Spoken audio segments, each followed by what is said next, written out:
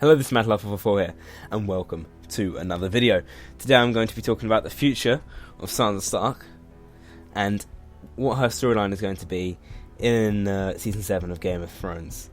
Now, after the Battle of the Bastards, the Stark armies have regained the north from the Boltons, and with Robb and Rickon dead and Bran missing, Sansa is next in line to be the Lord, or in this case the Lady of Winterfell. However, in the Season 6 finale, Jon was named King in the North. So what will happen to Sansa now? Will she be the Lady of Winterfell, or what's going to happen to her? Well, I have a couple of ideas. The first idea I have is that Sansa will rule Winterfell, and will become the Lady of Winterfell, while Jon is the King in the North. Just because Jon is King, it doesn't mean that he has to be Lord of Winterfell as well.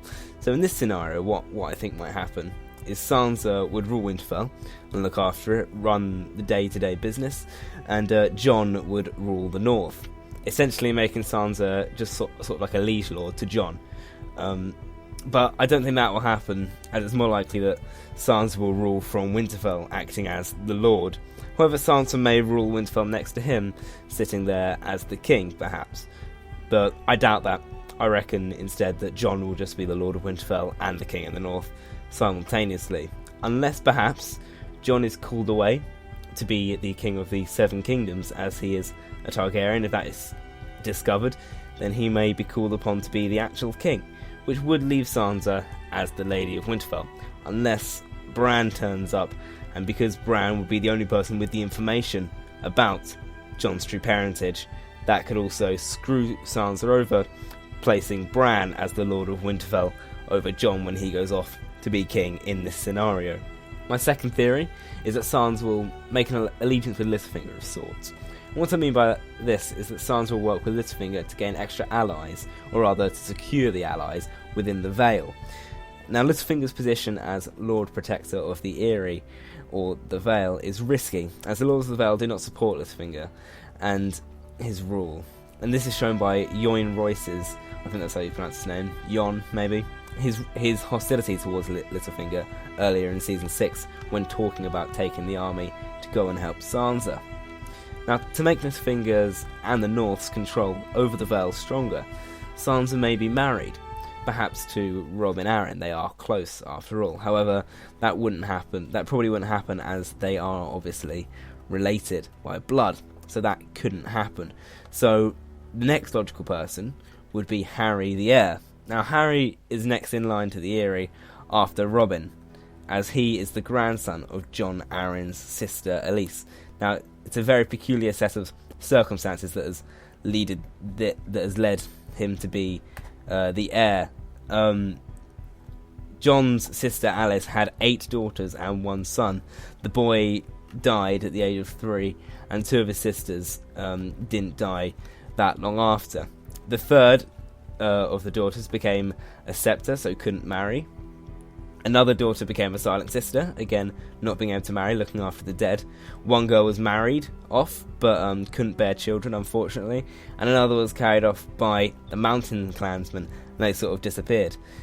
Now, another one of the daughters was married off to Denys Arryn. However, when Denys rode to war during Robert's Rebellion, his wife and son died shortly after his death as well. So that left one daughter of Alice Arryn, who married a knight from House Harding, which is the same house as Harold, or Harry the Heir, comes from. And he was sworn to serve House Waynwood, who we've seen the ruler of. She's the woman that we've seen in the Vale scenes. So Alice Arryn then gave birth to Harold, and died after that. And then Robin was born to Jon Arryn, becoming his heir. But the heir to Robin was then left to Harold by this long and confusing timeline where there are 8 daughters who die of different reasons and can't marry for spectacular reasons.